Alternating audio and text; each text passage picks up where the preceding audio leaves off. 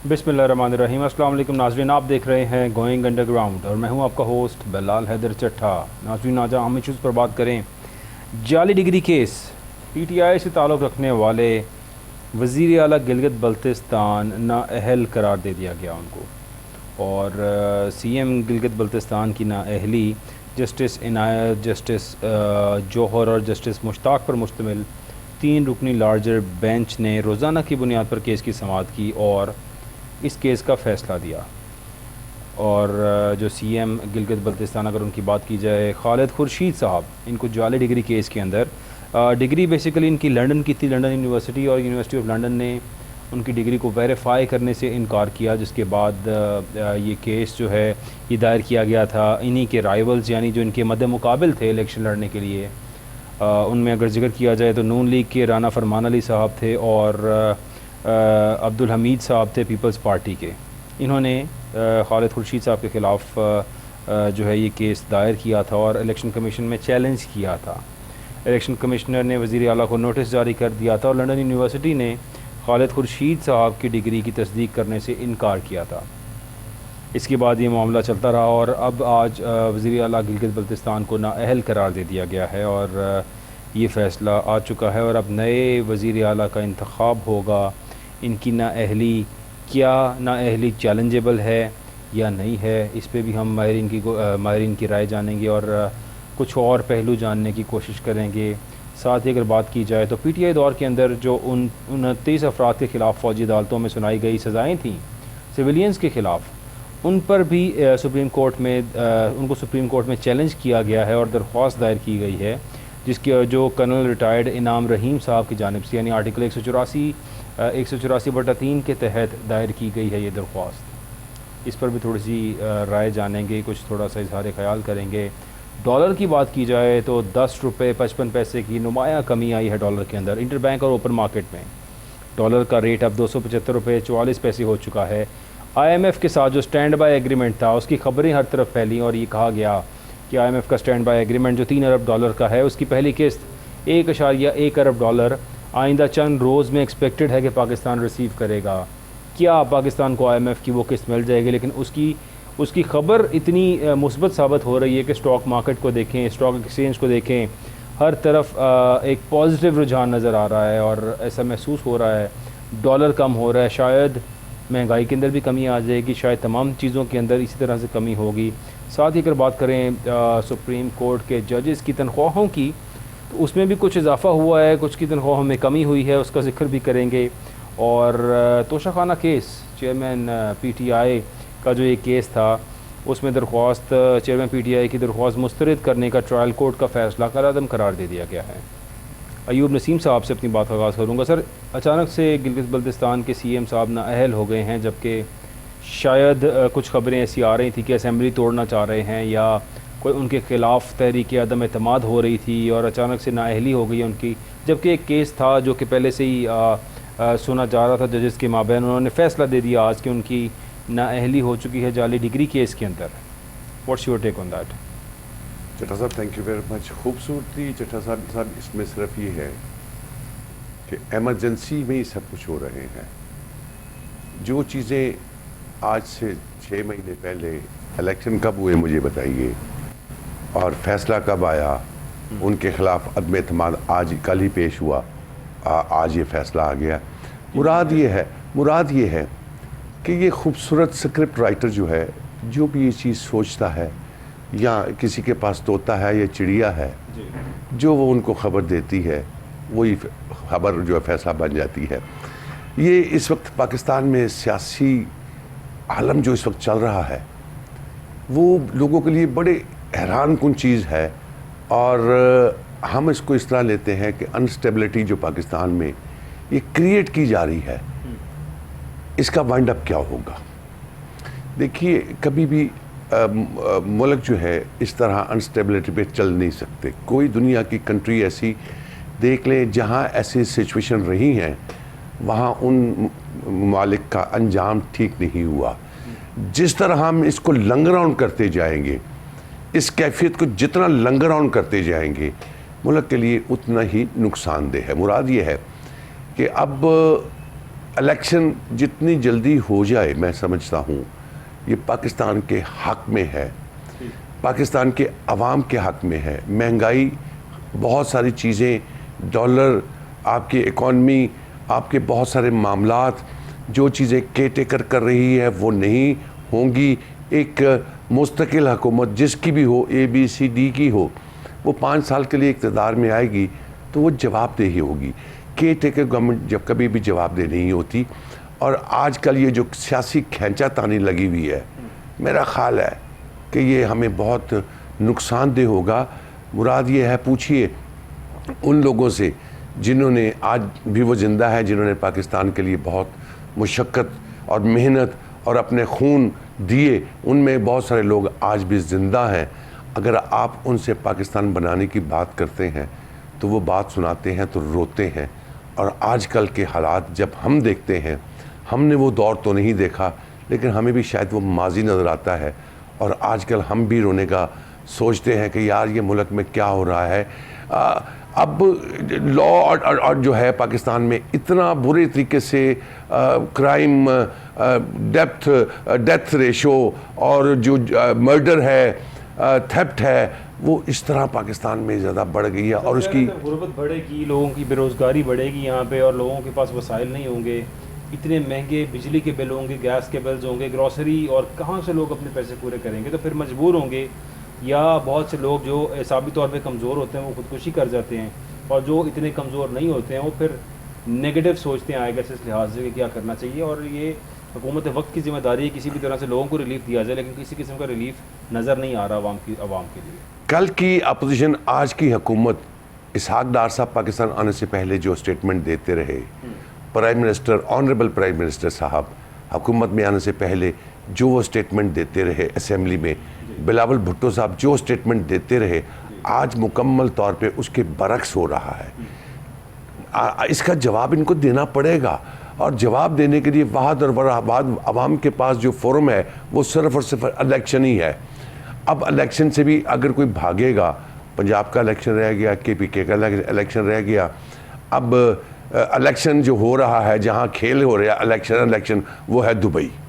Election मैंने ज़िंदगी में, मेरी इतनी उम्र हो गई है, मैंने ज़िंदगी में ये पहला इलेक्शन देख रहा हूँ कि इलेक्शन के कोई सिनेरियो नज़र नहीं आ रहा, वोटर का ट्रेंड समझ नहीं आ रहा, तो वहाँ पे पर्चियाँ डाल रहे हैं। अच्छा, इस तरह करो जी, पर्ची पालो तो आडा वज़ीर आज़म के मेरा वज़ीर आज़म।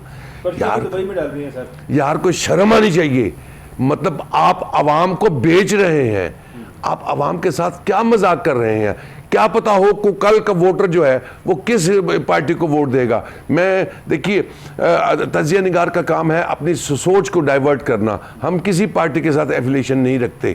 कोई भी पार्टी मुंतखब होके आ जाए, हमारे वो सरबराह होगी, जिसको हमने वोट देना हम देंगे, जिसको आपने देना आप देंगे।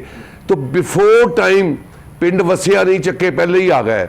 अभी इलेक्शन अनाउंस नहीं हुआ, पर्चियाँ पहले डलना शुरू हो गई। बात यह है, जरदारी साहब बहुत खूबसूरत खेलते हैं, और जो रेफरी होता है ना, उनमें जरदारी साहब में खूबी है, वो फाउल भी अगर खेल जाए ना तो रेफरी को नज़र नहीं आता। लगता है ऐसे ही है कि जब वो खेल शुरू करेंगे तो रेफरी को फाउल भी नज़र नहीं आएगा। उनका तो ज़हन यही है कि पर्ची उनकी निकलेगी।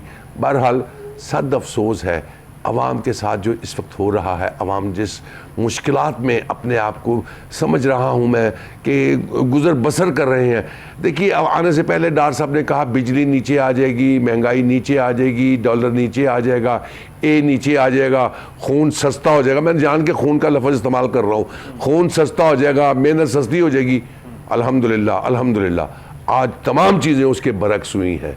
तो मुराद ये है कि ये हुकूमत जो है इस वक्त आने वाले दिनों में इलेक्शन में अवाम के पास क्या मंशूर लेके जाएंगे, चाहे पीपल्स पार्टी हो, मुस्लिम लीग नवाज़ हो, या थर्ड पार्टी हो, ABCD पार्टी हो, किसी के पास भी कोई चीज़ नई नहीं है। ये सौदा पुराने का पुराना ही सौदा मार्केट में ला के फिर एक्सपायर डेट वाला सौदा ला के बेचेंगे। लेकिन ये मैं इस प्रोग्राम के तवज्जो से उनको बता देना चाहता हूँ कि इस वक्त अवाम जो है ना, सोशल मीडिया ने इतना शऊर दे दिया है उनको, अच्छाई बुराई की तमीज़ उनको दे दी हुई है कि वो, मेरा ख्याल है इस दफ़ा फ़ैसला जिसके भी हक़ में करेंगे वो बहुत सोच समझ के करेंगे। और पता नहीं ये पर्चियों पे प्राइम मिनिस्टर बनाते हैं तो ये दुनिया में पाकिस्तान वाहिद मुल्क होगा जो इलेक्शन अनाउंस होने से पहले पर्चियों पे, मतलब कोई 20 पार्टियां हैं इस वक्त इलेक्शन में हिस्सा लेने वाली, जो लेकिन फैसला करने वाली 2 पार्टियां होंगी कि वज़ीर आज़म मेरा है। ये पाकिस्तान में वाहिद मुल्क होगा। हो रही है कि आपका वज़ीर आज़म होगा या मेरा वज़ीर आज़म होगा। तो यही तो लम्हा फिक्रिया है सियासत में, ये ऐसा कभी नहीं होता। देखिए आप जितने सर्वे उठा के देख लें, चाहे वो किसी फॉरेन तंजीम ने किए हैं या लोकल ने किए हैं, आजकल एक लोकल सर्वे की तंजीम ने जो किया वो पब्लिश नहीं हुआ। बहरहाल मकबूलियत किसी और पार्टी की बज़ाहिर नज़र आ रही है और पर्चियाँ कोई और निकाल रहा है, तो मज़ा तो आ गया ना जी, बात तो समझ में आ गई। ये इलेक्शन कल को वो सिलेक्टेड कहते थे, आज वो इम्पोर्टेड कह रहे हैं। जब इलेक्शन हो जाएगा फिर सिलेक्टेड की आवाज़ आ जाएगी, फिर सिलेक्टेड की आवाज़ आएगी। और यही सिचुएशन होगी जो हमेशा से होती आ रही है। रियासत अली ज़ाद साहब सर, ये जो फैसला आया है सीएम गिलगित बल्तिस्तान का जाली डिग्री केस है उसमें नाअहल हो गए हैं, क्या ये नाअहली 5 साल के लिए हुई है? जिस तरह अभी हमने देखा कि अमेंडमेंट हो चुकी है कानून में, और 5 साल की नाअहली के बाद नवाज़ शरीफ साहब की वापसी, जहांगीर तरीन साहब को रिलीफ और सबको रिलीफ मिल रहा है, तो क्या ये सीएम साहब भी सिर्फ 5 साल के लिए नाअहल हुआ है या हुआ क्या सर इस केस के अंदर?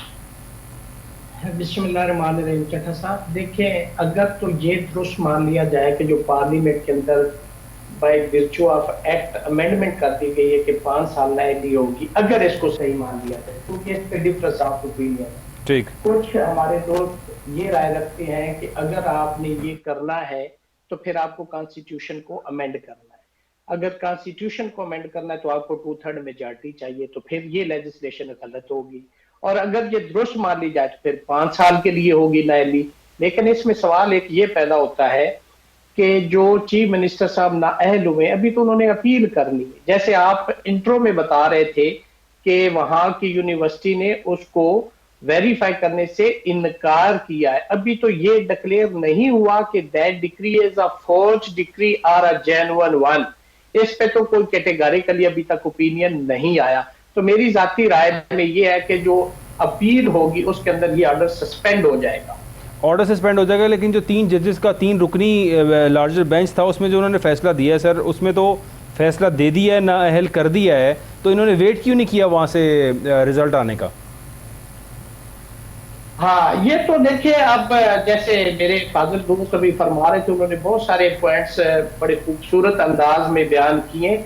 मैं उनके तमाम बातों से एग्री करता हूं, और एक बात से तो बहुत ज्यादा एग्री करता हूं कि डार साहब के वाले से जो उन्होंने कहा था कि बिजली नीचे आ जाएगी। बिजली तो आवाम पे नीचे, क्या अब बिजली पड़ गई, बिजली दूर होती है तो वो नुकसान कम देती, बिजली नीचे आई है। तो एक तो मैं ये उनको सेकंड करके उसमें ऐड करना चाह रहा था। ठीक, दूसरी बात ये आ गई है कि अभी अपील सुनी जाएगी और अपील सुनने के बाद फिर फैसला होगा। अगर ऑर्डर सस्पेंड हो जाता है तो जो प्रीवियस स्टेटस होता है वहां पे बात चली जाएगी, और अगर वो ऑर्डर सस्पेंड नहीं होता और अपील आगे चलती रहती है तो फिर दूसरी कार्रवाई शुरू हो जाएगी।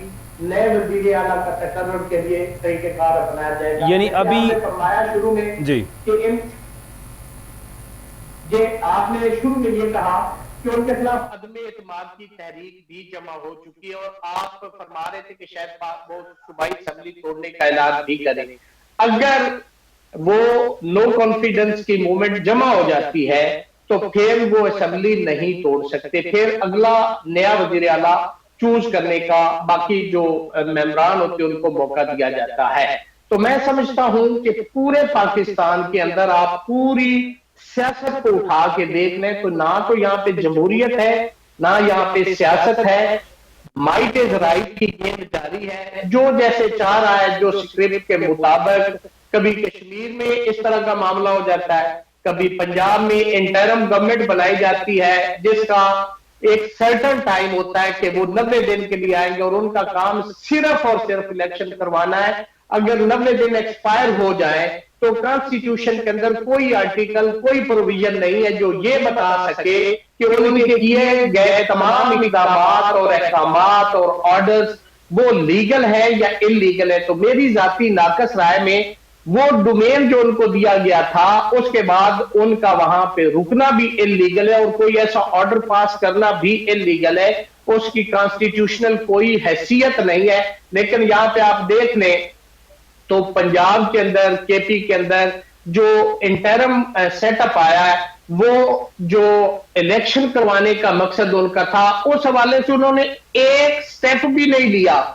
लेकिन इंतजामी अमूर उन्होंने इस तरह से ऑप्ट किए हैं कि जैसे वही इलेक्टेड गवर्नमेंट थी और उन्हीं के पास ये सारा मैंडेट था। तो इसको सामने रखते हुए मेरी जाती एक नाकस राय भी एक आम शहरी के, चूंकि यहां पे बात करने से भी दिल में और दिमाग में खौफ आता है कि कोई ऐसी बात ना हो जाए जो गुनाह के जुमरे में आ जाए। तो मैं समझता हूं कि पाकिस्तान के अंदर इस वक्त कोई जमहूरियत नहीं है, कोई आइन नहीं है, कोई कानून नहीं है, यहां पे कोई अदालत नहीं है, ना कोई ऐसा फैसला है जिसको अवाम दिल और दिमाग से एक्सेप्ट करती हो। यहां पे अदलिया भी, मैं माजरत के साथ ये बात करना चाहता हूं, जो जजेस साहबान है हम उसका हिस्सा है, हम उनको फॉलो करते हैं, वो हमारा रोशनी का मीनार है, हम उनसे रहनुमाई लेते हैं। उन्होंने भी अपनी अदालतें ऐसे बना ली हैं कि जैसे मेरी कोई जाती जायदाद है, मैं मानता नहीं हूं, मैं उठ के खड़ा हो जाता हूं, मैं चला जाता हूं।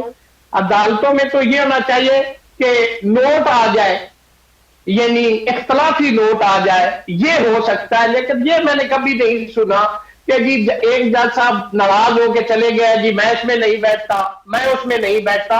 आपको हक है, आप गवर्नमेंट एक्सचेकर से पैसे लेते हैं, अवाम आपकी तरफ देखती है, आपने फैसले आइन और कानून के मुताबिक करने। आप ये नहीं कह सकते कि मैं एक स्टेप आगे चला जाऊं या एक स्टेप पीछे आ जाऊं। आप कानून के मुताबिक, जो आइन और कानून कहता है उसके मुताबिक फैसले करने के पाबंद है। क़यामत आती आ जाए, आप अपना फैसला करें, उसको इंप्लीमेंट करवाएं। अगर कोई उसको नहीं मानता, आप इतने बेबस हैं, तो फिर आपको वहां पे एज ए जज बैठ के फैसले करने का कोई हक नहीं है। बकरी चोर का फैसला आप कर रहे हैं, वो तो आम गरीब आदमी, उसको कोई, आप वो फैसला जो आइन का बुनियादी फैसले हैं आप वो नहीं कर पा रहे, आप उन पे इंप्लीमेंट नहीं करवा रहे, तो उन अदालतों का क्या फायदा है? अवाम मायूस होगी, अदालतों से भी, सियासतदानों से भी, जमहूरियत से भी। इस मुल्क के अंदर लॉलेसनेस है और माइट इज राइट का कानून जो है वो इस वक्त जारी और सारी है।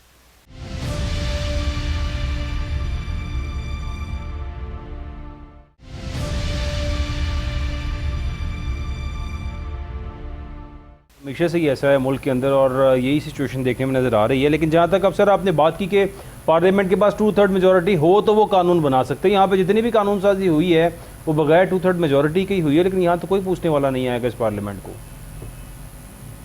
बिल्कुल दुरुस्त फरमा रहे हैं। की सुप्रीम कोर्ट ऑफ पाकिस्तान में बहुत सारे इनके जो इकदाम चैलेंज किए गए हैं वो भी सुप्रीम कोर्ट ऑफ पाकिस्तान में आज भी पेंडिंग है जी। जैसे मेरे दोस्त फरमा रहे थे कि जी दुबई में ये मामला हो रहा है, भाई फिर आप इलेक्शन क्यों करवा रहे हैं? अगर आपने वहीं पे दो बंदों ने बैठ के फैसला कर लेना है कि तुम्हारा वजीर आजम होगा, 2 सूबों में इसकी हुकूमत होगी, 1 सूबे में उसकी हुकूमत होगी, तो बाद में आप इलेक्शन करवा भी दे, गवर्नमेंट टैक्स चक्कर से 20-40 अरब रुपया खर्च भी कर दे, तो क्या अवाम उस इलेक्शन को मानेगी? कभी भी नहीं मानेगी। जेन्युइन भी इलेक्शन हो जाए, 1 नंबर भी इलेक्शन हो जाए, मैं भी नहीं मानूंगा, आम एक शहरी, एक रेडी वाला भी उसको नहीं मानेगा। भाई ये इलेक्शन ना हो गया, ये मुल्क ना हो गया, ये तो किसी वो प्रॉपर्टी का वो बंटवारा हो गया कि ये शलवार कमीज आपके हक में, ये ब्रीफ केस मेरे हक में, ये 5 बदले आपके हक में। इस मुल्क का बंटवारा ना करें। इस मुल्क के अंदर जमहूरियत, अगर आप उसको जमहूरियत कहते हैं तो उसको ट्रू सेंस में जमहूरियत होना चाहिए, जिसको मैं भी मानूं, उसको गरीब मस्कीन आदमी भी मेरे जैसा उसको माने, उसको रेडी वाला भी माने, उसको पढ़ा लिखा भी माने, उसको अनपढ़ भी माने, उसको सिंध में रहने वाला भी माने, उसको गिलगित बल्तिस्तान, कश्मीर, पंजाब, सिंध, बलोचिस्तान में रहने वाला भी माने। मैं उसको जमहूरियत कहता हूं। जमहूरियत है क्या? Government by the people, for the people, of the people, ये डेमोक्रेसी है। तो ये कहां पे? अगर आपने पर्चियों पे फैसले करने हैं कि ये तुम्हारा निकल आया, इसमें से वो ड्रॉ ये आपका निकल आया, तो फिर छोड़ो भाई। पाकिस्तान के जो 20-30 अरब रुपए आप इलेक्शनों पे लगाएंगे, ये गरीबों के लिए, बेवाओं के लिए, यतीमों के लिए, मस्कीनों के लिए को खाने का बंदोबस्त कर दे, उनके कपड़ों और जूते का बंदोबस्त कर दे। अवाम जलील होगी, अवाम रो रही है। वो वक्त दूर नहीं है चट्टा साहब जब लोग गिरबानों से पकड़ के सियासतदानों को, अमीर लोगों को, इक्तदार में रहने वाले लोगों को सड़कों पे घसीटेगी। वो वक्त बिल्कुल दूर नहीं है। अवाम तंग आ गई है, पंजाबी कहने नको नक हो गई। अब लोगों के पास कोई ऑप्शन नहीं है। ये जो बेलचे लेके लोग मांगने वाले इशारों पे खड़े हुए हैं, वो गाड़ियों के शीशे तोड़ेंगे, आपको लूटेंगे, सरेआम लूटेंगे। आप देख ले क्राइम रेशो कितना बढ़ गया है। डकैती और रॉबरी के केसेस थ्रू पाकिस्तान देखे कितने दर्ज हो रहे हैं। सच मेरे तो दिल पे बोझ होता है, मैं तो अपनी दिल की बात नहीं, मैं अपने हिस्से की क्षमा जलाना यानी मेरे हक में है कि मैं कम से कम बात तो करूं। तो मुझे अल्लाह ने मौका दिया है आपकी वसातत से चट्टा साहब, तो मैं ये अवाम के सेंटीमेंट्स है जो मैं आप तक पहुंचा रहा हूं। मेरे भी वही सेंटीमेंट्स है। हम पब्लिक को डील करते सारा दिन कचहरी में बैठते, हमें पता है कि लोगों का गुजर बसर कैसे हो रहा है। आपने जैसे अभी इमरान खान के केस के हवाले से बात की कि जी वो केस हो गया है, रिमांड हो गया, उसमें मैं लीगल राय देते हुए अपनी जी मैं वही पूछना चाह रहा था आपसे कि चेयरमैन पीटीआई का जो केस है और उसमें तोशाखाना केस था, वो अब उन्होंने वापस ट्रायल कोर्ट को भेज दिया, फैसला कलअदम करार दे दिया ट्रायल कोर्ट का कि दोबारा से फैसला दिया जाए। इसमें थोड़ी सी रोशनी डालिएगा सर। इसमें साहब उन्होंने ये कहा था, पीटीआई के जो काउंसिल थे उन्होंने 2-3 पॉइंट इसमें रेज किए थे। एक तो उन्होंने कहा था कि इसको ऑथोराइजेशन जो लॉ के अंदर प्रोवाइडेड है उसके तहत जिसने इस्तगासा फाइल किया, प्राइवेट कंप्लेंट फाइल किए, उसको लीगली ऑथोराइज नहीं किया गया। ठीक है। ये पॉइंट उन्होंने नीचे ट्रायल कोर्ट के अंदर एजिटेट किया था कि ये काबिले पेश रफ्त नहीं है, यानी मेंटेनेबल नहीं है, यानी ये इस्तगासा नहीं चल सकता। दूसरा पॉइंट उन्होंने ये रेज किया था इस पिटीशन के अंदर, जब उन्होंने ट्रायल कोर्ट के फैसले को ऊपर असेल किया था, उसमें उन्होंने कहा था कि जो सीआरपीसी है, जो ज़ाब्ता फौजदारी है, जब कोई भी आप 302 का केस हो जिसका इस्तगासा फाइल हो या उसका report under section 173 CrPC submit हो, वो मजिस्ट्रेट की अदालत में होती, जो ट्रायबल बाय मजिस्ट्रेट होता है वो अपने पास रख के उस केस का ट्रायल शुरू कर देता है। लेकिन जो ऑफेंस जिसकी सजा या ट्रायल वो ट्रायबल बाय मजिस्ट्रेट नहीं होता, वो ट्रायबल बाय सेशन जज है, तो वो अपने पास नहीं रख सकता, वो उसको पुटअप करता है अंडर सेक्शन 190 सीआरपीसी के वो सेशन जज साहब के पास भेजे और फिर सेशन जज साहब उसको किसी भी एडिशनल सेशन जज को भेज दे, अपने पास रख ले और उसको आप फैसला करें। तो जो ये इस्तगासा है ये डायरेक्ट सेशन कोर्ट में फाइल किया गया है, यानी ये वायलेटिव है, वायलेशन है सेक्शन 190 सीआरपीसी की तहत। ये दूसरा ग्राउंड उन्होंने एजिटेट किया था, लेकिन ट्रायल कोर्ट ने दरखास्त खारिज कर दी, उसको उन्होंने हाई कोर्ट में असेल किया। हाई कोर्ट ने पीटीआई के वर्शन को दुरुस्त तस्लीम करते हुए वो नीचे का ऑर्डर सेट साइड कर दिया है, मनसूख कर दिया है, कैंसिल कर दिया है और नीचे दोबारा ट्रायल कोर्ट को कहा है कि जो पीटीआई की ये पिटीशन है कि इसमें 190 का प्रोसीजर नहीं फॉलो किया गया और जिसने इस्तगासा फाइल किया है उसको लीगली ऑथोराइज नहीं किया गया, तो आप इस पे दोबारा फैसला दे। तो ये पीटीआई के हक में फैसला बिल्कुल अकॉर्डिंग टू लॉ हुआ है, जो लॉ कहता है उसके मुताबिक हुआ है। जी चट्टा साहब, लॉ के मुताबिक हुआ है फैसला। और यानी कि जो रिलीफ की बात की जा रही थी, शायद ऐसा आपको लगता है कि रिलीफ कुछ मिला है चेयरमैन पीटीआई को इस केस के अंदर? कुछ नहीं मिला, मुकम्मल रिलीफ उनको मिल गया। जो वो मांग रहे थे कि नीचे का ऑर्डर इलीगल है, तो वो हाई कोर्ट ने उसको इलीगल डिक्लेयर कर दिया, सेटिसाइड कर दिया। अब फ्रेश फैसला होगा, फिर देखते हैं कि क्या इस्तगासा, अगर वो दोबारा से application in the light of this judgment of honourable Islamabad high court उसको देखते हैं और वो समझते हैं कि मेरा पहले जो उनके प्रेडिसेसर का वो फैसला था, अब वहां पे नए हुमायूं दिलावर साहब नए एडिशनल सेशन जज साहब आ गए हैं, पहले जफर इकबाल साहब थे, उन्होंने वो फैसला दिया था। अब जो नए जज आए, अब अल्लाह बेहतर जानता है वो अपने माइंड को कैसे अप्लाई करते हैं। अगर तो इसी लाइन पे वो टो करते जो ऑनरेबल हाई कोर्ट ने डिसाइड किया कि वो नीचे इसको कंसीडर करना चाहिए था, तो फिर तो ये इनकी पिटीशन पीटीआई की एक्सेप्ट हो जाएगी और वो जो तोशाखाना वाला केस है वो खत्म हो जाएगा। एक तो ये है, और अगर उससे वो सब डिसएग्री करते हैं तो फिर आगे फर्दर ट्रायल शुरू हो जाएगा, उसमें चार्ज फ्रेम होगा, एविडेंस आएगी, क्रॉस एग्जामिनेशन पीटीआई के वकील साहब करेंगे, फिर इनकी एविडेंस आएगी, फिर वो उस पर क्रॉस करेंगे, फिर आर्गूमेंट होंगे, फिर फैसला होगा। ओके, अयूब नसीम साहब, सदर साहब हज पे गए हैं और अभी तक हज से वापस नहीं आए हैं। कायम मकाम सदर जो सादिक संजरानी साहब हैं, अब वो रोज़ाना की बुनियाद पर यहाँ पे बहुत सी ऑर्डिनेंस जो है वो पास किए जा रहे हैं। बहुत सी चीज़ें आज का भी अगर देखा जाए तो जजेस की तनख्वाहों में भी इजाफ़ा कर दिया है सुप्रीम कोर्ट के जजेस की तनख्वाहों में, यानी 9,67,000 पहले अगर तनख्वाह थी तो उसको बढ़ाकर 11,61,000 कर दिया गया है। जबकि चीफ जस्टिस साहब की तनख्वाह जो 15 लाख कुछ हज़ार थी उसको कम करके 12,29,000 कर दिया गया है। ये भी कर रहे हैं और बहुत से फैसले उन्होंने किए हैं अचानक से ही, कि जिस तरह वो हज पे गए हैं तो पीछे इस तरह से एक पूरी लिस्ट पेंडिंग थी ऑर्डिनेंसेस की, वो पास किए जा रहे हैं, सर किए जा रहे हैं। क्या हो रहा है अयूब नसीम साहब? देखिए चट्टा साहब, ये चीज़ साबित करती है, मे बी मेरी सोच गलत हो, लेकिन ये चीज़ साबित करती है जब भी कुछ चीज़ ऐसी एमरजेंसी में हंगामी तौर पे की जाए, किसी रेगुलर शख्स की एब्सेंस में केयर टेकर से करवाई जाए, तो उसमें मैलाफाइटिंग नज़र आती है।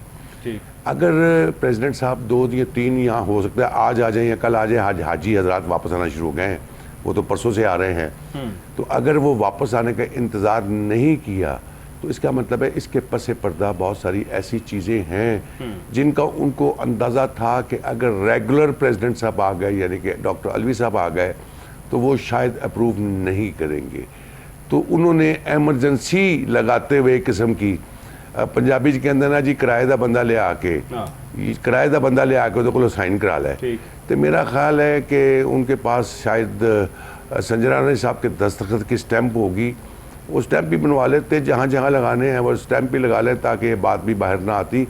बहरहाल इसमें मेला फाइडी नज़र आती है मुझे। सर लेकिन कायम मकाम को ज़ाहिर है कानून इजाज़त देता है। रियासत आज़ाद साहब कायम मकाम सदर हैं सादिक संजरानी साहब, और जो ऑर्डिनेंसेस वो पास कर रहे हैं उन्हें कानून इजाज़त देता है, लेकिन बड़ी अफरा तफरी के अंदर बहुत से ऑर्डिनेंस उनसे पास कराए जा रहे हैं। क्या डॉक्टर आरिफ अलवी साहब के वापस आने पर ये तमाम चीज़ें चैलेंज हो सकती हैं सर?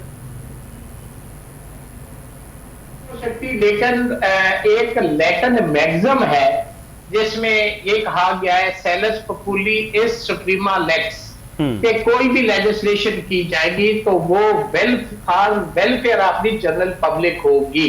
ठीक है। अब यहाँ पे पार्लियामेंट के अंदर आप देखें कि आज तक कौन सी लेजिस्लेशन हुई है जो आवाम के लिए हुई है, किसी की न्यायाधीश खत्म करने के लिए, किसी के केस खत्म करने के लिए, किसी को अपील देने के लिए, किसी के बेनिफिट बढ़ाने के लिए, किसी की सहूलियात बढ़ाने के लिए, कौन सी लेजिस्लेशन मुझे एक भी चट्टा साहब बताए कि जो for the welfare of the general public हुई हो। अब दूसरा सवाल कि अगर वो ऑर्डिनेंसेस साइन हो गए तो उसको चैलेंज नहीं किया जा सकता। ऑर्डिनेंस के लिए कॉन्स्टिट्यूशन के अंदर ये प्रोवाइडेड है कि अगर देखें जो लेजिस्लेशन इन्होंने की उस वक्त तो पार्लियामेंट के इजलास धड़ाधड़ होते रहे, अब जब ये ऑर्डिनेंस की जरूरत हुई है तो पार्लियामेंट इन सेशन नहीं है, चूंकि कॉन्स्टिट्यूशन के अंदर ये प्रोवाइडेड है कि if the parliament is in session तो फिर ऑर्डिनेंस नहीं आ सकता।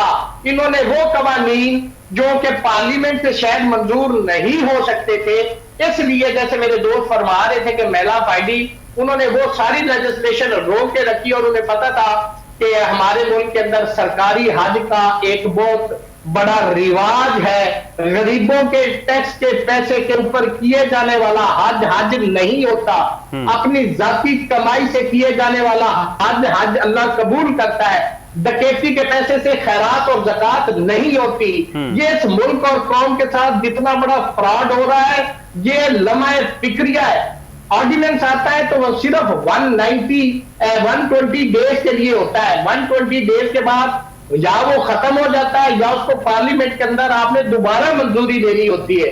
अगर दोबारा से पार्लियामेंट उसको एक्सटेंड कर दे तो वो कानून बन जाता है, और अगर ना करे तो वो अपनी मौत आप मर जाता है। तो ये मैं समझता हूं कि इतनी इमरजेंसी क्या थी कि डॉक्टर अलवी साहब के जो गैर कानूनी हज करने के लिए गए, जो गरीबों मस्कीनों के खून चूस के उसके पैसे से जाके याशिया कर रहे हैं और एग्जेक्टिव और जहाजों पे जा रहे हैं, मैं समझता हूं कोई हज नहीं है। मैं आलम नहीं हूं, मैं फाजिल नहीं हूं, लेकिन इस्लाम एक कॉमन सेंस है। मेरी जाती राय के अंदर अपने जाती पैसे से हज होता है। मैं गरीबों का पैसा, उनके हकूक का पैसा, कि यहाँ पे लोग खुदकुशियां कर रहे हैं, बोर्ड लगा के बैठे हुए लोग कि ये मेरी बेटी है, बराए फरोख्त है, गुर्बत से लोग मर रहे हैं, उनके पैसा उनके ऊपर लगाने के बजाय आप हज करें, आप जहाजों में फिरे, वो कोई हज नहीं, उसका कोई सवाब नहीं है। और मैं समझता हूं कि इन्होंने इस पर्पज से इनको नजूम थी कि अलवी साहब ने जाना है, उनको उन्होंने मजीद प्रोटोकॉल दिया होगा कि अलवी साहब भी हंसते मुस्कुराते जा रहे हैं। शर्म आनी चाहिए। मैं हूं, कोई शख्स भी हो, अगर गवर्नमेंट टैक्स चक्कर से मैं पैसा हराम का खा रहा हूं तो मुझे क़यामत वाले दिन उसका हिसाब देना। ये कोई हजे नहीं है, कोई नमाजें नहीं है, कोई रोजा नहीं है, इनका कोई कुछ नहीं है, कोई नेकी नहीं है। क़यामत वाले दिन यही इनके लिए गर्दन का तोक बन जाएगा और इन्हें हिसाब देना होगा। हिसाब देना होगा, ज़ाहिर बात है। अगर आप सरकारी पैसों पे और आवाम के टैक्स के पैसे के ऊपर अगर आप इस तरह से हज करते हैं तो वो तो अल्लाह ही बेहतर जाने कबूल होगा कि नहीं होगा। जबकि इस मुल्क के अंदर महंगाई और इस कदर बुरी मईशत हो चुकी है पाकिस्तान की, लोगों का इतनी बदहाली है कि अगर हम टैनरीज डिपार्टमेंट के सर्वे को देखें तो इस साल 39% कमी आई है जो कुर्बानी लोगों ने की है उसके अंदर 39% अगर कमी आई है। इसका मतलब ये है कि 39% जो तबका था पाकिस्तान का जो कुर्बानी करता था वो कुर्बानी नहीं कर सका, उसके पास इतनी इस्तात नहीं थी, पैसे नहीं थे कि वो कुर्बानी कर सकता। और हमारे मुल्क के अंदर कहते हैं कि यहाँ पे खुदा न खास्ता डिफ़ॉल्ट के नज़दीक था, लेकिन फिर भी हुक्मरान सरकारी खातों पे हज कर रहे हैं और बाहर जा रहे हैं और यहाँ पे जो अयाशियाँ सारी चल रही हैं। IMF को यकीन दहानी कराई जा रही है बार बार कि हम सरकारी इदारों में इस्लाहात करेंगे, लेकिन कौन सी इस्लाहात और क्या कुछ यहाँ पे। अयूब नज़ीम साहब, सदर साहब भी हज पे गए हैं और वो हज पे गए हैं तो भेजने वालों ने शायद एक्स्ट्रा कुछ लवाजमात के साथ उनको भेजा होगा कि प्लीज़ आप जाएँ। उन्होंने जाना था तो पीछे से ये तमाम ऑर्डिनेंस पास कराने थे और वो भी आराम से चले गए हैं कि चलो आवाम के टैक्स के पैसे के ऊपर हर सदर ही छोड़ने से पहले या उम्रा करता है, अगर हज का टाइम हो तो हज कर लेता है और इंजॉय तो हर कोई करता ही है। सर यहाँ पे कोई किसी का एहसास नहीं करता गरीब का, वो चाहे कोई भी हो। गुजारिश ये है कि रियासत साहब ने जितनी बातें की हैं मैं उन तमाम बातों और उनके तमाम आर्गूमेंट के साथ इत्तफाक करता हूँ जी। बड़े खूबसूरत अंदाज में उन्होंने जवाब दिए हैं और अपने दलाइल से साबित किया है जो बात कर रहे हैं हकीकत पर मबनी है। मैं प्रेसिडेंट साहब के टॉपिक पे आने से पहले एक बात आपके साथ शेयर करना चाहता हूँ। चंद रोज़ से एक सहर अब्बासी सिंध असम्बली की MP हैं, उनका एक बयान चल रहा है सोशल मीडिया पे जो असम्बली पे उन्होंने ख़िताब किया है। अगर आप उस ख़िताब को गौर से सुने तो आपको तमाम की तमाम चीज़ें जो हैं हकीकत के तौर पे आपके सामने आया हो जाएंगी। उन्होंने असम्बली में खड़ा हो के बताया कि कहाँ कहाँ आप करप्शन कर रहे हैं। 1400 अरब की करप्शन जो उन्होंने बताई है कि वो डिपार्टमेंट ही नहीं है कि कहाँ नहीं कर रहे आप। हाँ। कहाँ कहाँ कर रहे हैं तो उन्होंने ये यहाँ तक बताया कि 1400 अरब जहाँ आप लगाने जा रहे हैं वो डिपार्टमेंट ही नहीं है। ठीक है बाबा, 1400 अरब ना हो गए, 14 रुपए हो गए, 1400 हो गए, आपके 1400 अरब से कई लाखों घर बन भी सकते थे और वो अपने आप को जिंदगी में अपने ऐसी आराम से गुजार सकते थे जिसका वो तलबगार है, हकदार है। उन्होंने जो असम्बली में स्पीच की है वो मेरा ख्याल है कुछ 4000-5000 अरब उन्होंने बयान किया है। ठीक, ये हमारे लिए लम्हा फिक्रिया है।